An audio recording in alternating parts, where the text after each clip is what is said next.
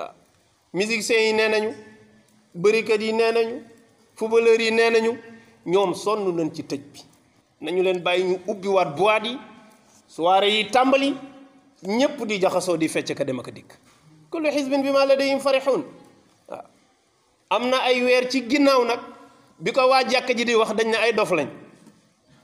am na ay jamono ci ginnaaw bi julli nan ñu bàyyi dañu bëgg julli ji ñu ne ñii ay dof lañu yàllaa ngi fépp waaw yàllaa ngi fépp julli sa kër du la teree am julli lan la ñuy wuti ci jàkka ji di rey nit ñi waaw musiciens yi ni ubbi leen boîte yi ñu fecc ñëpp ne pat ma ne lii moom lan lay tekki nag ñi doon tëgg di wax restez chez vous nee na ñoom dañuy génn léegi toogatunu waaw loolu lim lay wan rek mooy ku nekk li dee sa xol rek moo lay yëngal waaye ki ne ci diine tamit loolu doo nga ne ci xolat looloo tax mu bëgg jàkk looloo tax mu bëgg daara looloo tax mu bëgg alquran waaw waaye du ñaay dof de Sénégal yi jógewuñu sax dof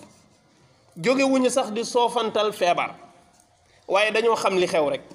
ñun xàmmee nañ li médecin di wax ak li politicien di wax loolu rek lañ daan segg xàmmee nañ li médecin di wax ak li politicien yi di wax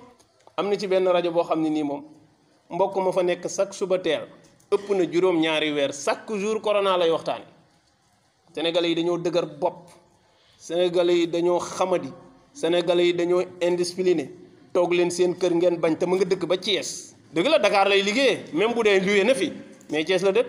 toog leen seen kër yi bu dul weekend chaque jour corona toog leen seen kër yi da ngeen a dëgër bopp bu leen rey nit ñi waaw moom du toog këram bu toogoon këram dootul dépense nit ñi dañu bëri ay caaxaan yow yor nga salaire nga dem sa rajo liggéey kee dem ci téléem liggéey ba pare bu demee nag toog leen seen kër bu weer bi dee ñu jox ko salaire am mu def ci poosam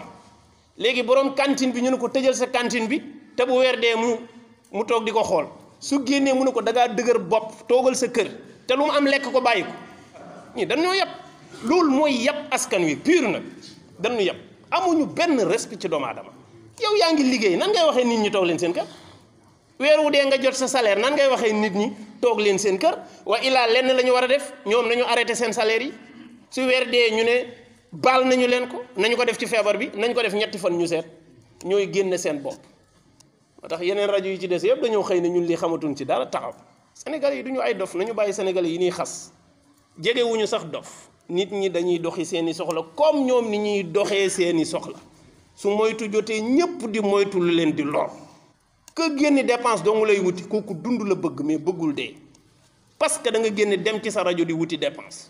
waaye wax nañu ba sonn da ngeen a dëgër bopp doo dem toogi sa kër bu ko defee